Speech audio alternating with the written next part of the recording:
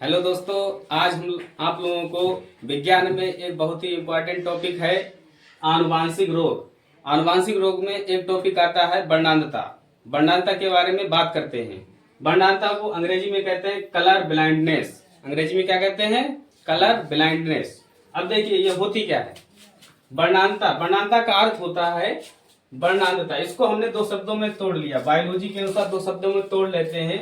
तो एक आता है वर और दूसरा आता है अंधता।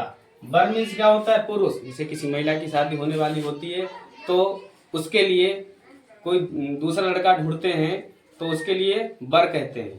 तो वर को ही क्या कहते हैं? पुरुष। तो पुरुष में क्या होती है? कोई रंग वाली समस्या हो जाती है। रंग वाली समस्या ऐसी होती है वर्णांधता में कि उसको अगर हम लाल रंग दिखाएंगे तो हरा दिखाई देगा और हरा रंग दिखाएंगे तो लाल दिखाई देगा। इसी रोग को कहते हैं वर्णांधता। ये आंखों में एक प्रकार का जो रेटिना होता है, उस रेटिना में किसी प्रकार की दिक्कत आ जाती है, उसकी वजह से ये रोग होता है। अब ये एक ऐसा रोग है जो पुरानी पीढ़ी में किसी के दादा में रहा होगा या दादी में रहा होगा या पुरानी बुजुर्गों में रहा होगा। तो ये आनुवांशिक रोग है, निरंतर नई पीढ़ियों में चलता रहता है। तो ऐसे रोगों को जो निरंतर एक पीढ़ी से दूसरी पीढ़ी में गति करते रहते हैं, उन रोगों को कहते हैं आनुवांशिक रोग। समझ में आ गया बात को? आगे बढ़ते हैं। देखिए, तो इसमें कारण क्या होता है? आंख के रेटिना में समस्या हो जाती है या फिर चोट लग जाती है। अब होता क्या है, इसमें लाल व हरे रंग में अंतर नहीं कर पाता है। ऐसे रोग जो होते हैं, इस प्रकार का रोग होता है वर्णांधता रोग जो होता है, वो लाल और हरे रंग में अंतर नहीं कर पाता है। जिस व्यक्ति को यह रोग होगा तो उसको आप अगर लाल रंग दिखाएंगे तो वो हरा बताएगा और हरा दिखाएंगे तो कैसा बताएगा? लाल बताएगा। तो इसकी जो खोज की थी वो एक वैज्ञानिक था जिसका नाम था जॉन डॉल्टन। तो जॉन डॉल्टन नामक वैज्ञानिक ने इसकी खोज की थी।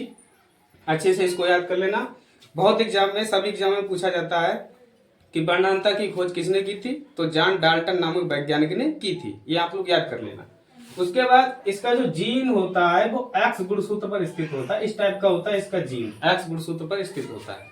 उसके बाद इसकी जो महिलाएं होती है वो इस रोग की वाहक होती है। वाहक का मतलब ये होता है कि महिलाएं इस रोग की खुद तो पीड़ित नहीं होती है, लेकिन अगर उनकी पुत्री जन्म लेती है तो उनमें भी एक रोग होगा, उनको ये समस्या नहीं होगी, उनको रंग वाली कोई दिक्कत नहीं होगी। लेकिन अगर उनका पुत्र हो जाता है तो रंग वाली समस्या पुत्र में दिखाई देती है। तो समझ गए ना? महिला एक रोग को दूसरी पीढ़ी में फैलाने का काम करती है लेकिन खुद ग्रसित नहीं होती है।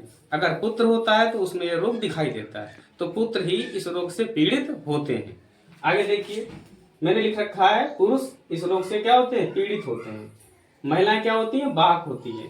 अगर महिलाओं में दोनों गुणसूत्र पर दोनों जीन उपस्थित हो गए, तो दोनों जीन अगर उपस्थित हो गए तो ये वर्णांध होगी महिला, क्योंकि उसमें दोनों जीन पर दोनों गुणसूत्र पर दोनों जीन उपस्थित हो गए हैं, इसीलिए उनमें ये रोग दिखाई देगा। अर्थात वे भी लाल और हरे रंग में अंतर नहीं कर पाएंगी। तो आप लोग इसको अच्छी तरीके से समझ गए होंगे।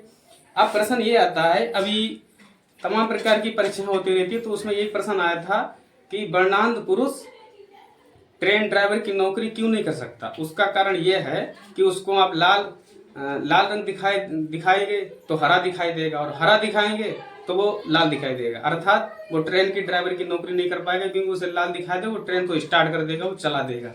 और उसको अगर हम हरा दिखाई देंगे तो क्या करेगा? वो रोकने की वजह से वो चला देगा, बड़ी समस्याएं खड़ी कर देगा वो।